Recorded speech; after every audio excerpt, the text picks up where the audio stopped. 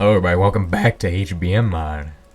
And I got some stuff to show you all. I've been working on this big old refinery. I just got back on. This guy right here is pretty nice. Basically, this automatically takes care of all this for me because I got tired of having to do it myself. So now it does it all. This over here is making bakelite. Pretty nice. And all we have to do is shove coal into the coking oven, and it does coal, coke, and stuff and makes crude oil. And then it fills all these guys, and this guy, and we gotta take care of this by hand. So, we built up a bunch of naphtha, because the naphtha won't process, because we got a backup of kerosene. And there's a machine I actually have to make to continue working on this project. Called, what is it called? I don't even know. I could just use cracked oil, right, to make oil par. I'm not doing that. I'm doing this, we're gonna get a new machine that allows us to basically turn wood oil into coal coke. Which basically means the forest is gonna burn. And this machine in question is known as...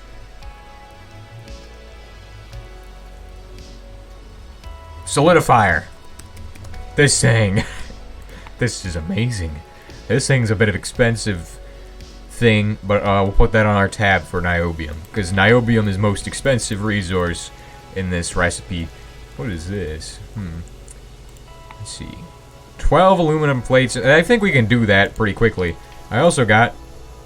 Where's our water barrel at? We got a water barrel here for this. Okay. So the first thing I want to do is I want to take this... I want to make a template for production of concrete, because this is a very important building material for basically a lot of things. Now, the cheap way of making concrete is just to take gravel from your ore processing setup, if you're still using a centrifuge like I be doing, and just turn this into sand, like so. Alright, let's see here. We need to do this. Okay, we got sand.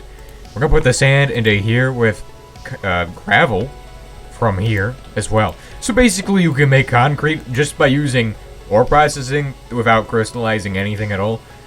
You could just mine cobblestone too. You could probably also farm this stuff, and if you use other mods, then it makes it way easier to farm it. We need to make a thing called paper. Take the paper. We gotta make concrete. We're gonna need 2 papers today, actually.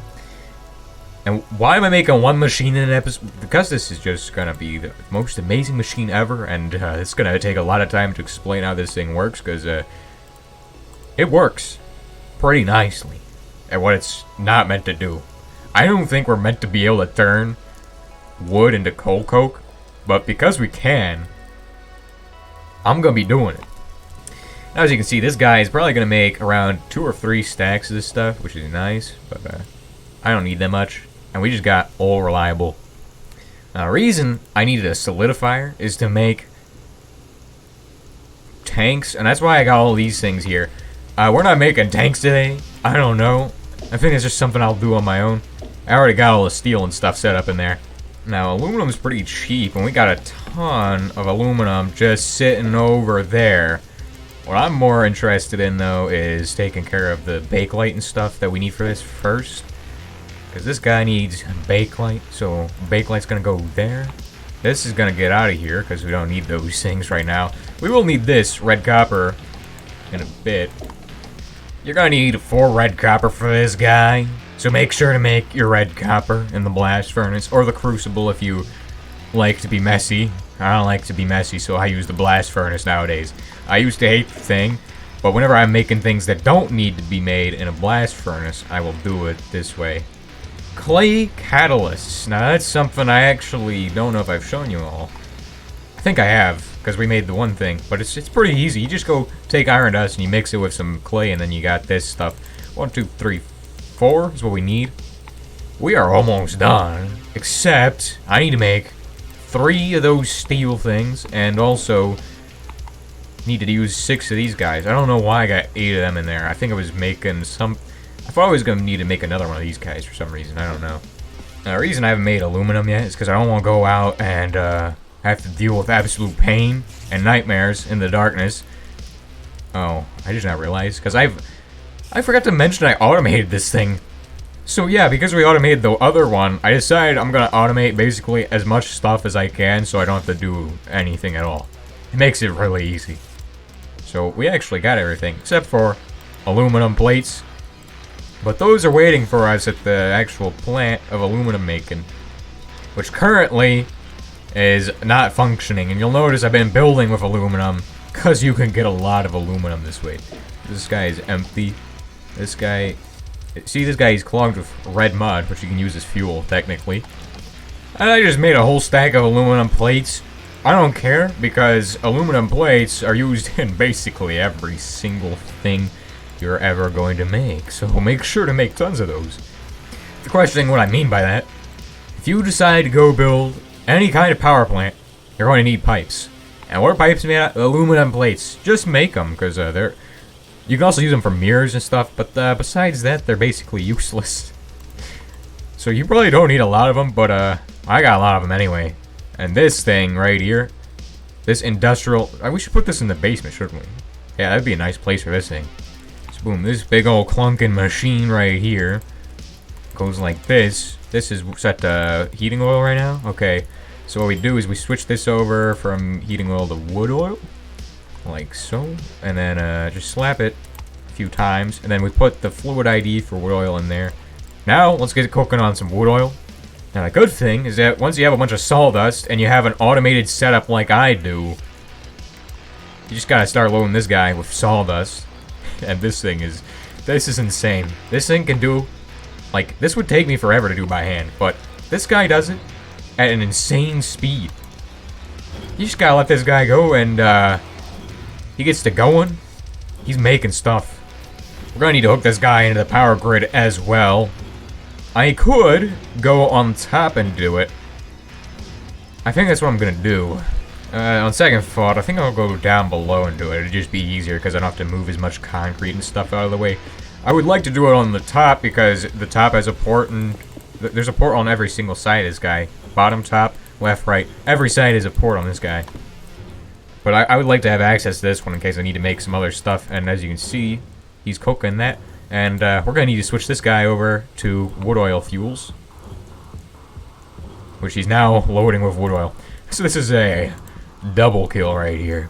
We are making wood tar, which I no longer need to be loading this guy with wood tar anymore.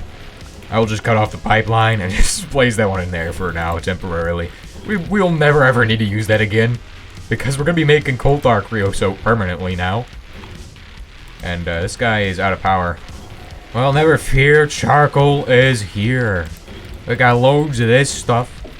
Okay, so our energy problems are probably going to get worse because I cut off the supply of stuff to this guy. We're going to need to make a second one of these for kerosene later on. But now, I can make myself a tank. One of those guys. Not the kind that gets blown up by RPGs on the rooftop. But, here we go. Nice. We are making fluid tanks for various different products that I don't really need yet. And this is why I made the wood tar. But, the thing about wood tar is it's very nice stuff. And we're going to have to automate this as well. But for now, I'm just going to go ahead and set up one of these fluid tanks. I think we'll set this up in the basement, actually. Now, I don't know why I needed two of these.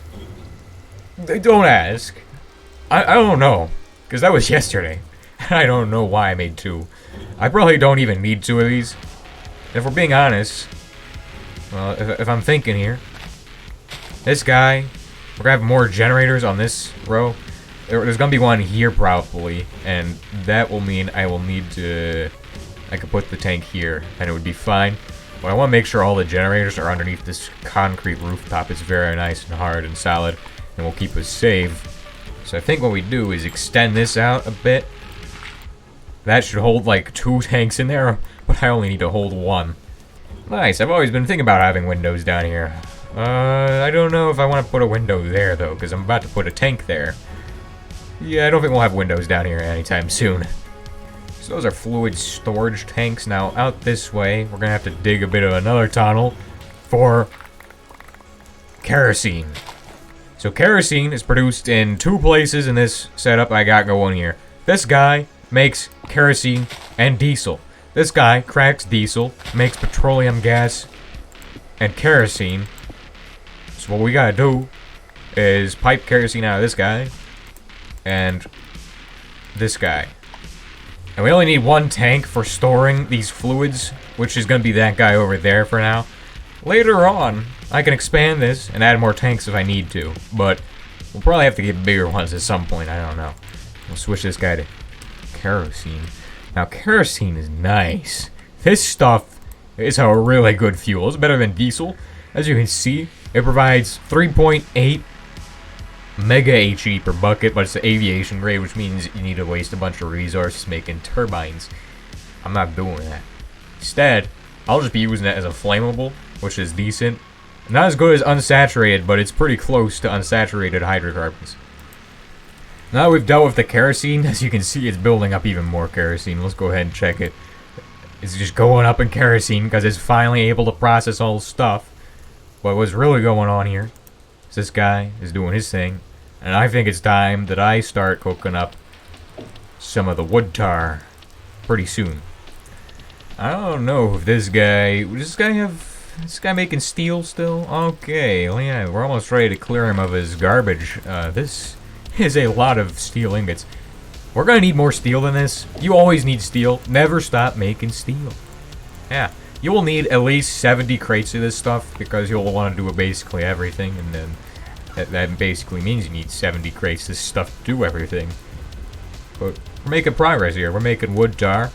While we're dying of starvation and making wood tar, we're gonna be able to cook the wood tar pretty soon because we're almost out of wood oil, which is the problem. I have to wait on that thing to finish up before I can actually start cooking up this stuff. Or I should make another furnace. Okay, so I guess I'm gonna make another combination oven. Who needs this many combination of... Well, I do, of course. I'm gonna be making like 7 of these guys. Dang. Let's go ahead and get started making this combination oven now. Alright, so these things are pretty easy to make. Gonna make another one of them. We are going to make an ash pit as well, of course, because they allow you to make steel ridiculously fast. Should we go for oven or this guy? I'm thinking this guy today. Right? Wrong. This guy needs less steel. Less steel is better. That's how it is less steel is better. Alright, so we got everything we need to make an ash pit. Maybe. Oh, I need 8 stone. You kidding me? Just gotta make 1 more stone for this guy. And then we got an ash pit. Alright, so we're gonna need conveyors, these guys, and regular conveyor converter thingies. Considering how we got everything set up, I think the best direction to go with this is going to be out this way. So, we're going to need a 3x3 area at least for the ash pit and stuff. I'm going to put a block, space of 3 blocks between these guys. Alright, we got our combination oven set up, and as you can see, this is basically almost... Well, it's actually the same size, except I got it down in the ground. So that way it's on the same level as this input thing. So that's our outputter. This is our inserter. And then over here, we have a conveyor belt that goes like this, which takes wood tar, puts it into this guy. Now, wood tar can be cooked into coke, basically. So we'll just need to take some of our previously made charcoal, shove it in the firebox, and have some fun with that. But we don't want to let this guy ruin our fun. Yeah, we don't want that to happen. Stop. Stop. No, no, no, no, no. Don't do this. You don't have to do this. Okay. Okay. So now we got this guy cooking up. Nice. As you can see, it cooks the wood tar. And the wood tar becomes coal coke. Of course, it doesn't become coal tar creosote like I thought it would, which was kind of disappointing, so... We'll see y'all next episode. That was we did some good stuff today. We got some automation going. Wow. I don't think I usually automate this kind of stuff because it's like just kind of so easy to do by hand, but they were automating stuff, which is nice.